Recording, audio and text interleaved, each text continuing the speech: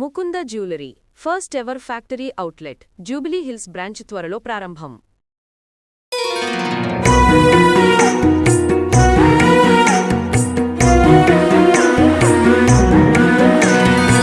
జై శ్రీకృష్ణ. ఆండాళ్ తిరువడిగళే శరణం. ధనుర్మాస వ్రతం ప్రారంభమైంది.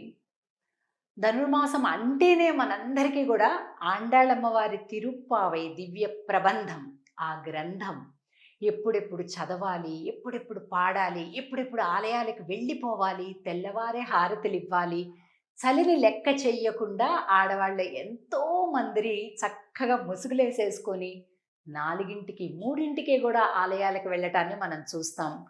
విష్ణు ఆలయాలన్నీ కూడా కిటకిటలాడిపోయేటటువంటి ఈ ధనుర్మాస వ్రత సందర్భంగా తిరుప్పావైలో మన ఆండాళ్ తల్లి ఇచ్చినటువంటి ఈ తిరుప్పావై వ్రతాన్ని చెయ్యాలని చిన్న పెద్ద అనే తేడా లేకుండా కేవలం 30 రోజుల పాటుగా చేసేటటువంటి ఈ వ్రతం వల్ల ఎంత గొప్ప దివ్య ఫలితాలను, ఎన్నో శుభ పరంపరలను కూడా ఇళ్లలో చూసుకొని మళ్ళీ చేయాలి అని ఆరాటపడే వాళ్ళు ఎందరో.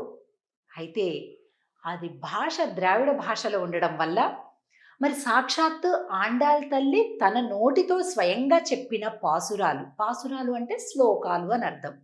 తమిళంలో ఉంటే పాసురము అని అంటాం, సంస్కృతంలో ఉంటే శ్లోకము అని అంటాం. మరి ఆండాళ్ తల్లి ఎలాగైతే శ్రీకృష్ణ భగవానుడు భగవద్గీతని స్వయంగా తన నోటితోటి చెప్పి అర్జునుడికి బోధించారో, ఆండాళ్ తల్లి మన కోసం 30 పాసురాలను మనకు చెప్పింది. వాటిని ఈ ధనుర్మాస వ్రతంలో ఇంచుమించుగా డిసెంబర్ 16, 17 ఈ 2 రోజుల్లోనే ప్రతి సంవత్సరం ప్రారంభమవుతుంది. 1వ రోజు, 2వ రోజు, 3వ రోజు అని ఆ రోజు నుంచి ప్రారంభించి సంక్రాంతి భోగి రోజుకి ఆండాళ్ రంగనాథుల కళ్యాణంతో ఈ వ్రతం సమాప్తి అవుతుంది. ఎన్ని గొప్ప ఫలితాలని ప్రతి ఒక్కరూ అనుభవిస్తారంటే ఈ వ్రతం చేసిన వాళ్ళు అది స్వయంగా తెలుసుకోవాల్సిందే.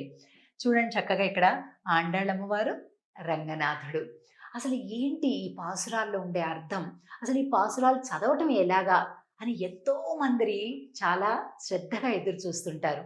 అందుకోసం చిన్న పిల్లల నుంచి పెద్దవారి వరకు కూడా దీని అర్థం కూడా సులభంగా తెలిసేలాగా మనం ఇలాగా ఇంత చక్కగా స్క్రీన్లో టెక్స్ట్ పెట్టి, బొమ్మలు పెట్టి తిరుప్పావై పాసుర అర్థాన్ని చాలా సులభంగా అర్థం చేసుకుంటూ, ఎందుకంటే అర్థం తెలియకుండా చదివేదానికంటే అర్థాన్ని అనుభవిస్తూ చదివేటటువంటిది చాలా సంతోషాన్ని, విశేషమైన ఫలితాన్ని ఇస్తుంది. అందుకోసం మన సుమన్ టీవీ వారు ఇలాంటి ఒక ఏర్పాటు చేశారు. చక్కగా ఆండాళ్ యొక్క వాక్కులు, ఆ పాసురాలు, దాని అర్థాలు, అలాగే చిత్రాల రూపంలో వీటన్నింటినీ కలిపి అనుభవిస్తూ చిన్న పిల్లలతోటి కూడా, మన ఇంట్లో ఉండేటటువంటి పిల్లలు ప్రధానంగా ఒక పెద్ద రహస్యం చెప్తాను. తిరుప్పావై వ్రతం ఎవరైతే చేస్తారో మంచి వరుడు దొరకటం, లేదా మంచి వధువు దొరకటం, చక్కటి పెళ్లి సంబంధాలు రావటం, అలాగే ఉన్నటువంటి వారిలో కూడా ఏదైనా ఇబ్బంది ఉంటే అటువంటి కుటుంబ సమస్యలు కూడా తొలగిపోవటం, వీటన్నింటినీ కూడా విశేషమైనటువంటి ఫలితంగా చెప్తారు.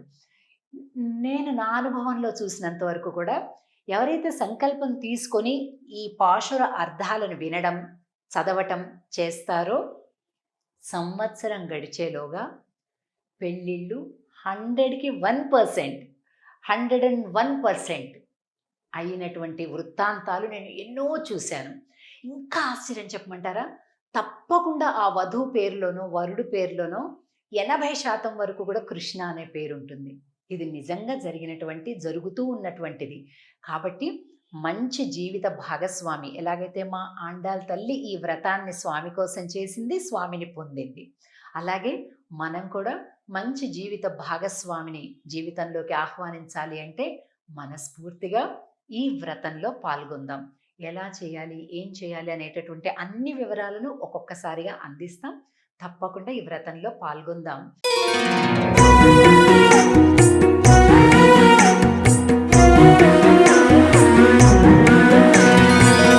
ఇప్పుడు ఈవేళ మనం మొదటి పాశురాన్ని చూస్తున్నాం. ఇప్పుడు ఇది చూస్తే ఆండాళ్ తల్లి పక్కన చిలక ఉంటుంది, ఎడమవైపు కొప్పు ఉంటుంది. మనకి మధుర మీనాక్షి అమ్మవారి ఆలయం బాగా ప్రసిద్ధి కదా తమిళనాడులో. ఆ మధుర మీనాక్షి ఆలయానికి 40-50 కిలోమీటర్ల దూరంలోనే శ్రీవిల్లిపుత్తూర్ అనేటటువంటి ఒక దివ్య దేశం. అక్కడ అమ్మవారు అవతరించారు ఈ కలియుగంలో. ఈ కలియుగంలో తాను అవతరించి అర్చా స్వరూపం అంటే విగ్రహ రూపంలో ఉండేటటువంటి భగవంతుణ్ణి నేను పెళ్లి చేసుకుంటాను అని ఈ వ్రతం చేసింది. అలాగే పొందింది కూడా. అందరి సమక్షంలో స్వామిని వివాహమాడి స్వామిలో లీనమైంది. ఇది ఆండాళ్ కథ. కనుక మరి అర్చామూర్తిగా గుళ్ళో ఉండేటటువంటి విగ్రహ రూప భగవానుడు నడిచి వచ్చి వివాహం చేసుకున్నాడు అమ్మని. కాబట్టి ఎంతో శక్తివంతమైనటువంటి ఈ తిరుప్పావై వ్రతాన్ని, పాసురాలని మంచిగా అర్థంతో మనం ప్రవచనం చేసుకుందాం. ఇప్పుడు మొదటి పాసురం చూద్దాం మనం. ఇది మార్గళి తింగళ్ అనేటటువంటి పాసురంతో ప్రారంభమవుతుంది. మార్గశీర్ష మాసంలో మొట్టమొదటి పాసురం ఇది. వ్రతంలో, ధనుర్మాస వ్రతంలో 30 పాసురాలలో ఇది మొదటి పాసురం. నేను పాసురాన్ని చదువుతాను, జాగ్రత్తగా ఒక్కొక్క శబ్దాన్ని మనం చూస్తూ మనందరం కూడా కలిపి చదువుదాం. మార్గళి తింగళ్ మది நிறைந்த நன்னாளால் நீராடப் போதுவீர் போதுமினோ நேரிழையீர் சீர்மல்கும் ஆய்ப்பாடி செல்வச் சிறுமீர்காள்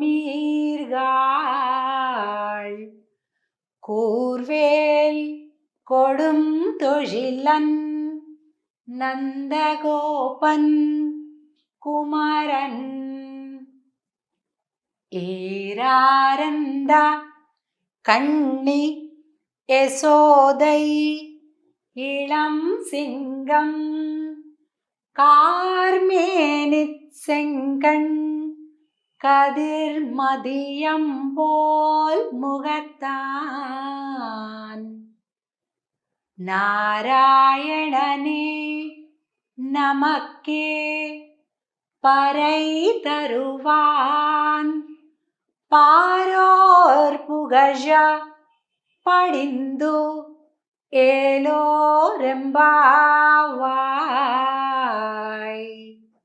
ఇది పాసురం.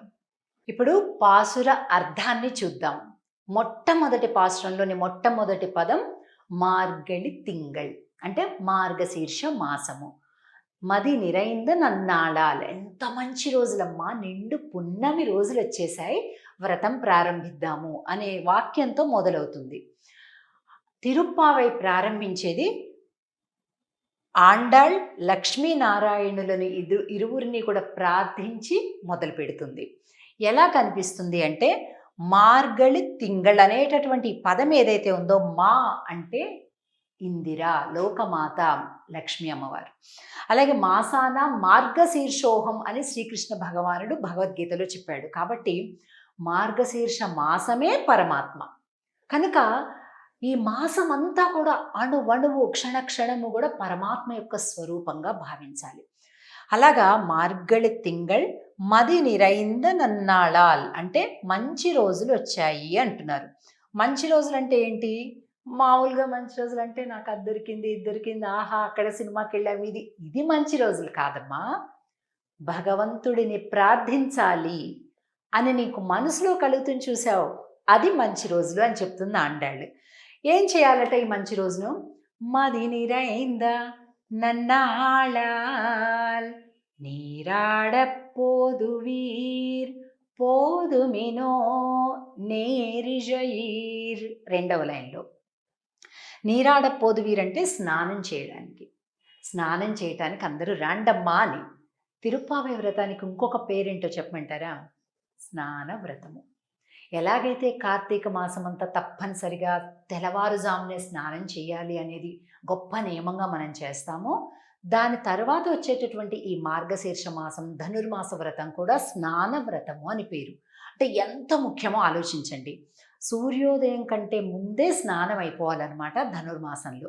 అలాగే శరీర శుద్ధి, అలాగే ఆత్మశుద్ధి 2 కలిపి పొందుతాం మనం ఈ ధనుర్మాసంలో తెల్లవారుజామున స్నానంతో.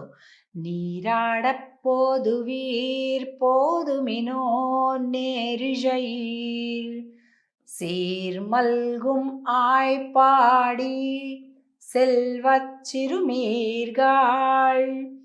ఇందులో సీర్ మల్గుం గొప్ప గొప్ప సంపదలన్నీ కూడా కలుగుతాయి కదా అని చెప్తూ, ఏరారంద కణ్ణి యశోదై, యశోద దగ్గర కృష్ణ పరమాత్మ ఎలాగా ఎదిగి ఒదిగిపోయాడు, సింహపు పిల్లలాగా అమ్మవారి దగ్గర యశోదమ్మ దగ్గర ఉంటాడట. కూర్వేల్ కొజుందొజిలన్ నందగోపన్ కుమరన్, నందుడి దగ్గర ఎలా ఉంటాడట, చాలా అణుకువగా వినయంగా ఉంటాడట. అలా ఆ ఇద్దరి దగ్గర ఉండేటటువంటి నందగోపుడిని మనం ప్రార్థిద్దాం, స్నానానికి వెళ్దాం. అందరూ కలిపి స్నానం చేసి మనం భగవంతుడు శ్రీకృష్ణుడి దగ్గరికి వెళ్దామమ్మా. వ్రతాన్ని విందాం, వ్రతాన్ని చేద్దాం. ఎలా చేయాలో స్వామి చెప్తాడు మనకి. కలిపి ప్రయాణం చేద్దాం అని అంటుంది ఆండాళ్ తల్లి మొదటి పాసురంలో. ఇది అవతారిక. అంటే ఆండాళ్ తల్లి భక్తులందరూ కూడా తెల్లవారుజామునే ఆలయానికి వెళ్ళడం, ప్రార్థించటం కనిపిస్తుంది మనకి మొదటి పాసురంలో. పాసురాన్ని మొదల అలాగే చివర 2 కూడా మనం ఈ వాక్యాన్ని చెప్పాలి. ఆండాళ్ తిరువడిగళే శరణం. జై శ్రీకృష్ణ.